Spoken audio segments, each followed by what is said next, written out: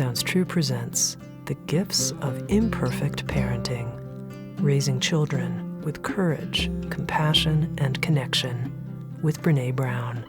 And now Session 1, Nurturing Love and Belonging.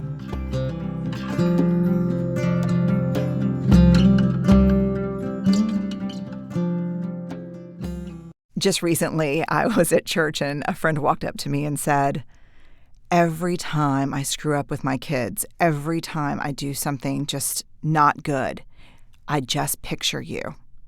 And I thought, oh God, great. But then I was driving home and I thought, that's probably a good thing because I'm not a parenting expert. In fact, I'm pretty sure that's an oxymoron, like parenting expert. If you have children, it would take a whole lot of courage or hubris, I'm not sure which, to think that you're an expert at doing this. Because if you're like me, I feel pretty vulnerable all the time. And that's what these two sessions are going to be about. What these sessions are going to be about is where do we find the gifts in our imperfect parenting? And the reason I wanted to share this information with you is because 12 years of research has led me to believe that the most powerful, meaning-making moments in our relationships with our children, and I don't care if if they're 2 or 42, happen in these incredibly imperfect moments. And so I want to start by kind of describing to you what I see as the parenting space right now, kind of the culture that we're in as parents. I think the debates around issues like helicopter parenting and tiger moms and are the Europeans doing it better than we're doing it are not helpful. And I think that a lot of the parenting space is really filled with judgment. It's filled with how do we raise perfectly happy, perfectly achieving kids. And I think one of the reasons most of us feel disconnected from these debates is that we're in our homes with our families just trying to do the best we can, just trying to put one foot in front of the other and make choices and decisions that we feel good about, ourselves and that we feel are moving our kids in the right direction. Certainly, I think most of us would love a rule book or, an instruction guide, but I don't think it exists. And one of the hardest things, if not the most difficult thing that I've learned in the past decade of my work has been this. Who we are is a much more accurate predictor of how our kids will do than what we know or understand about the science of parenting. There is a beautiful quote from Joseph Chilton Pearce. He said, "What we are teaches the child more than what we say, so we must be what we want our children to become." In that piece of wisdom lies our greatest challenge and our greatest opportunity to be the adults that we want our children to be and to understand what it would mean to raise children with courage, with compassion, with connection.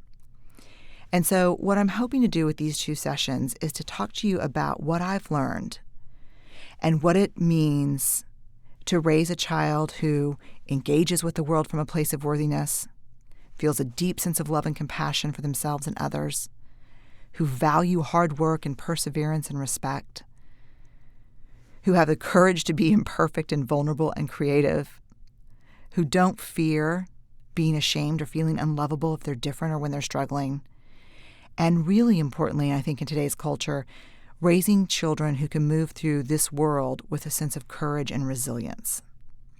And so I'm going to tell you kind of what I've learned in guideposts. And these are guideposts for what I call wholeheartedness. And I have to tell you that, again, because I move deeply from this space of believing that we can't give our children what we don't have, that these are not just guideposts for how we raise our children, but guideposts for how we think about our families and our own lives. So let's get started with, I think, the most important guidepost around parenting, which is cultivating worthiness in our families.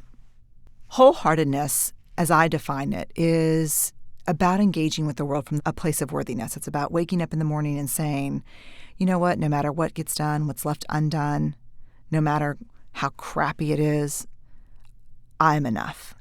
It's about going to bed at night and saying, yes, I was imperfect. Yes, I'm vulnerable. Yeah, I was even afraid several times today, but that doesn't change the fact that I am also brave and worthy of love and belonging. One of the most profound things that I think we need to understand about worthiness is that worthiness doesn't have prerequisites. And most of us have, knowingly or unknowingly, kind of created a list of prerequisites for worthiness. I will be worthy when I lose 20 pounds. I will be worthy if my husband gets promoted. I will be worthy if I make partner, if I stay sober, if my child gets into Stanford.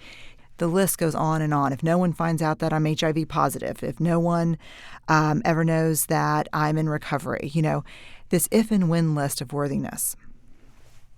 Worthiness is an as-is proposition. Worthiness is about believing, here I am, this is who I am, I'm willing to show up and let myself be seen, and I know I'm imperfect, but love and belonging are a birthright, and those are not on the table when I'm in struggle.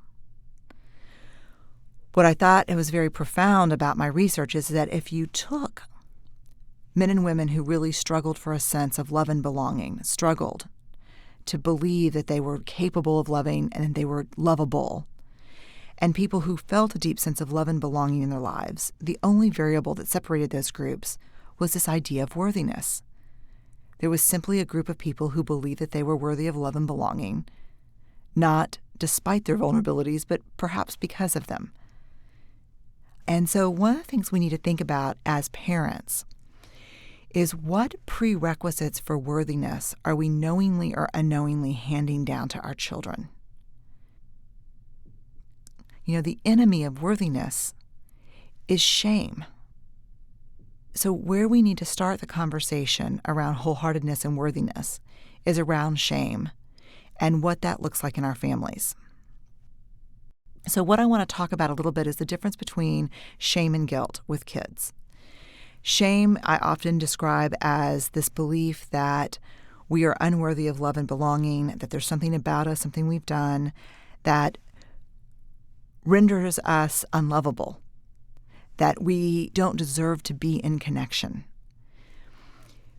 Guilt is not, I'm unworthy of love and belonging. There's not that there's something wrong with me, but I've done something bad. So from a parenting perspective, let me give you this example. Shame, I am bad. Guilt, I did something bad. Shame, kind of bad girl. Guilt, great girl, really bad choice. One of the reasons why we really have to understand about how shame and guilt operate in our families is I can trace back to one of the first longitudinal studies on shame. Researchers looked at a group of fifth graders and measured whether these kids were using more shame self-talk or guilt self-talk. In other words, when something happened, let's say they struck out at a baseball game or they got in trouble at school, were they able to say, God, I made a bad choice, or I didn't do well on this? Or do they immediately go to that place of, I am not enough, I am stupid, I am wrong, I am bad? So researchers were able to go in and measure kids to find out whether they were guilt-prone or shame-prone in fifth grade.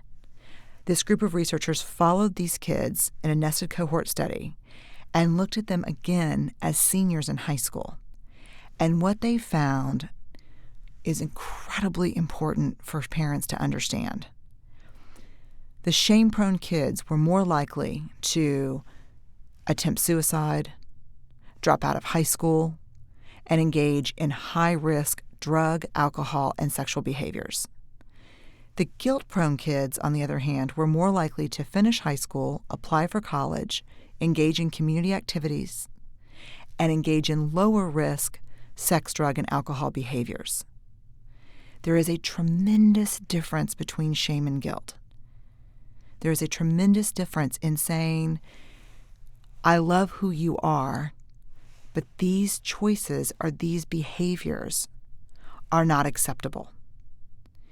And I think if there's one thing that we can do to start really cultivating worthiness and wholeheartedness in our families is to get our heads and hearts around the